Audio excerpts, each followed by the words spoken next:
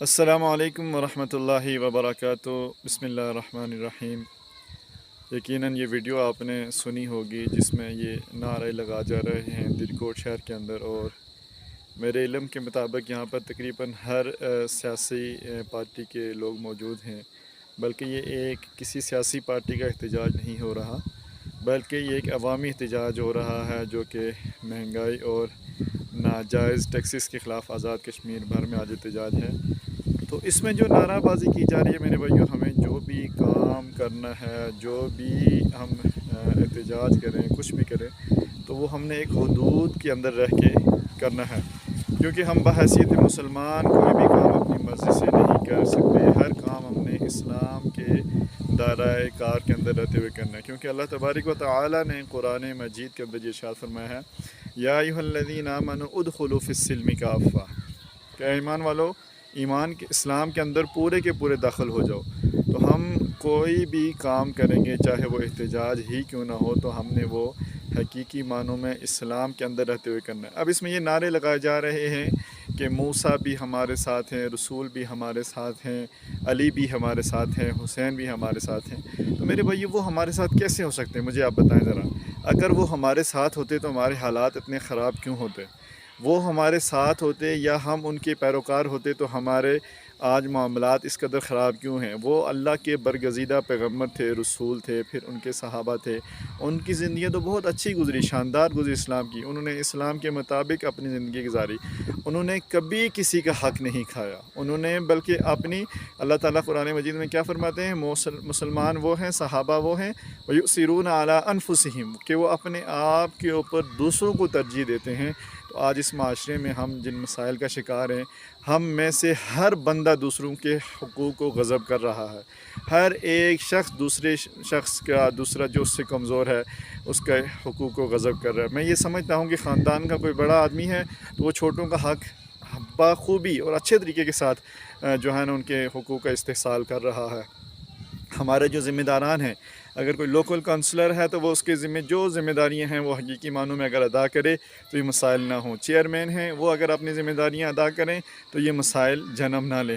نچلی سطح سے جب ہم اس ان معاملات کی چھان بین شروع کریں گے تو میرے بھائیوں ہمارے اپنے گھروں سے اصل میں ناانصافیاں اور ظلم و ستم ہو رہا ہے۔ ایک بھائی باپ کی وراثت سے 10 کنال زمین لے لیتا ہے تو چھوٹے بھائی کو 5 کنال دے دیتا ہے، یا والدین چھوٹے بھائی کو 10 کنال دے دیتے ہیں تو بڑے بھائی کے حصے میں کم زمین آتی ہے۔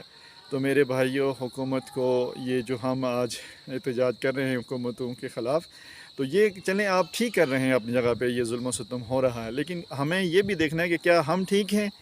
کیا ہم جو کام کر رہے ہیں وہ ٹھیک ہے؟ کیا ہم بر وقت نماز ادا کر رہے ہیں؟ حقوق اللہ اور حقوق العباد دونوں کو اکٹھے ادا کر رہے ہیں؟ ان میں کوئی کمی کوتاہی تو نہیں کر رہے؟ نہ ہمارے حقوق اللہ پورے ہیں، نہ ہمارے حقوق العباد پورے ہیں۔ مسلمان کے اوپر جو حق ہیں، ایک شوہر کے جو بیوی کے اوپر حق ہیں، ایک بھائی کے جو دوسرے بھائی کے اوپر حق ہیں، والد کے جو بیٹے کے اوپر حق ہیں، بیٹے کے جو والدین کے اوپر حق ہیں، کیا ہم سارے وہ حقوق فرائض بخوبی سر انجام دے رہے ہیں؟ ہرگز نہیں۔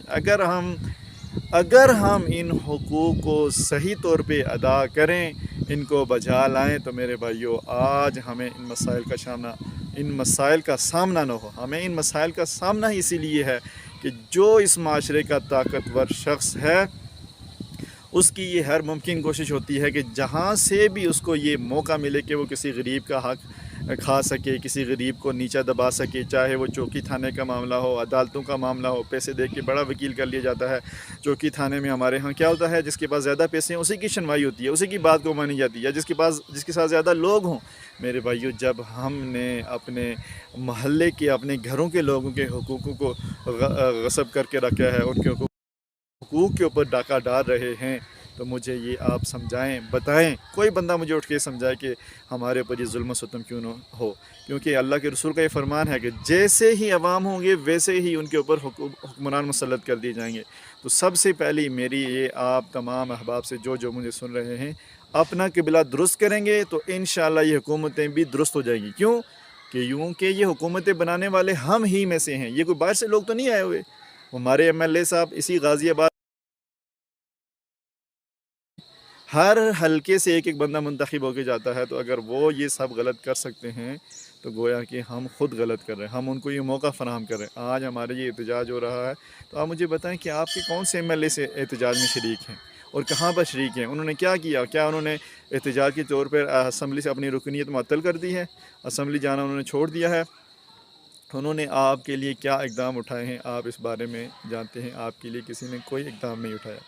تو سب سے پہلے آپ اپنے آپ کو درست کریں، اپنے منتخب نمائندوں کو درست کریں، کسی پڑھے لکھے کو، دین کا جس کو شعور ہو ان لوگوں کو منتخب کریں۔ آپ لوگ منتخب کرتے ہیں کو منتخب کر لیں گے، آپ لوگ منتخب کریں گے کسی کاروباری کو منتخب کر لیں گے، کیوں جی اس کے پاس 4 پیسے ہیں، وہ آپ کو 1000 2000 دے کے الیکشن کے ٹائم پہ ووٹ خرید لے گا، پھر 5 سال 4 سال جب تک نئے الیکشن نہیں ہوتے وہ آپ کا استحصال کرتا رہے گا۔ تو ان معاملات کے خلاف آواز آپ کو اپنے گھروں سے اٹھانی ہوگی، اپنے بچوں کو تعلیم سے آراستہ کریں۔ دنیاوی تعلیم تو آپ دے رہے ہیں، لیکن دینی تعلیم کا فقدان ہے، اسی وجہ سے یہ مسائل ہیں۔ جب آپ دینی تعلیم اپنے بچوں کو سکھائیں گے، قرآن ترجمے سے پڑھائیں گے، احادیث کا علم ہوگا، تو آپ کا بچہ کل مستقبل میں سیاسی ذمہ دار بنے گا، کسی گورنمنٹ کا حصہ بنے گا، تو وہ کسی کے اوپر ظلم و ستم نہیں کرے گا، کم از کم وہ پاک صاف ہو کے رہے گا ان معاملات سے، رشوت خوری میں نہیں آئے گا۔ لیکن جب آپ نے اس کو دین کا کچھ سکھایا نہیں، تو وہ پھر جو ہمارے معاشرے کا کلچر ہے اسی میں ہی وہ بھی جو ہے نا شامل ہو جائے گا، جیسے چل رہا ہے ویسے ہی چلائے گا۔ تو اس لیے ضروری ہے سب سے پہلے اپنے گھروں کو درست کریں، اور ایسا کوئی کام نہ کریں جس سے اللہ اور اس کے رسول نے منع کیا۔ یہ احتجاج بھی ہم نے کرنا ہے تو ایک